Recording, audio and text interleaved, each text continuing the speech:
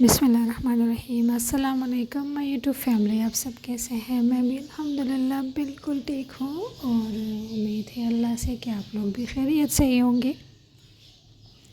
تو یہ میں فریج صاف کر رہی تھی، اور اس کو میں نے رات سے تقریباً بند کیا تھا پوری رات، اور اس میں بہت زیادہ برف جمی ہوئی تھی، اور برف سارا میلٹ ہو کے پگھلا کے تو پھر صبح 9 بجے تقریباً میں کچن میں آئی تھی، اور یہ دیکھ سکتے ہیں کچن میں تقریباً 9 بجے میں آئی، ناشتہ وغیرہ سے فری ہو کے پھر میں لگ گئی اس کے صاف کرنے میں۔ تو یہ بہت زیادہ میس ہو گیا تھا اس کے اندر بھی،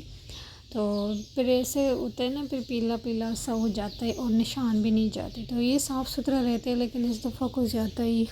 وہ جم گئی تھی، جو ہے گرمی بہت شدید تھی، تو میں اکثر کم پہ چلاتی ہوں، تو اس کی وجہ سے پھر کولنگ صحیح نہیں ہوتی، نیچے چیزیں خراب ہو جاتی ہیں، اکثر دودھ وغیرہ خراب ہو جاتا ہے، اور جب زیادہ پہ کرتی ہوں تیز تو پھر وہ پیچھے والے جو سائڈ ہوتے ہیں نا دیوار، اس پہ تو اس پہ پھر برف بہت زیادہ جم جاتی ہے، تو وہ پھر صحیح نہیں ہوتا فریج کے لیے۔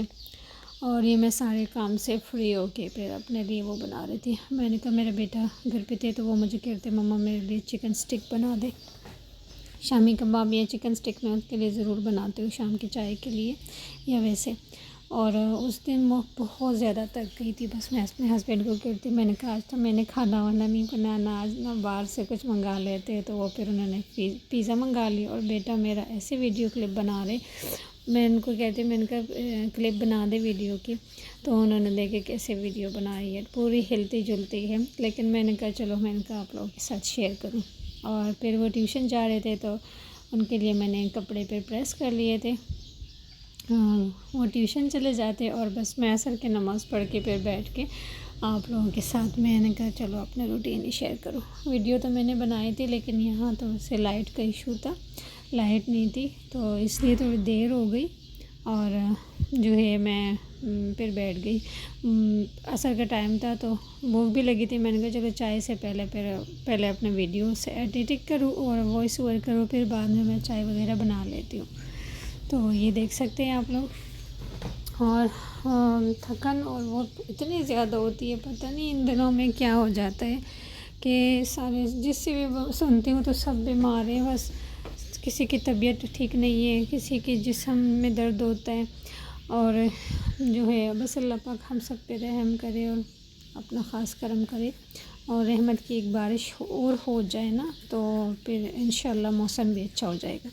اور یہ میڈ آئی تھی ہماری، تو اس نے کپڑے دھو لیے تھے سارے، دھو کے پھر خشک ڈرائی ہو گئے، ڈرائی ہو کے میں سارے اندر لے کر آئی،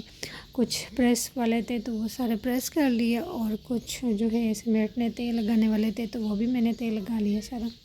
اور کچن بھی ساتھ ساتھ سمیٹ لیا، اس کی وجہ سے پھر اور ہلکی پھلکی جو ہے سمیٹا کر لیا۔ ہمارے تقریباً میڈ جو تھی وہ 2-3 دن سے آئی نہیں تھی، اس نے چھٹی کی تھی، وہ ادھر اپنے گاؤں چلی گئی تھی،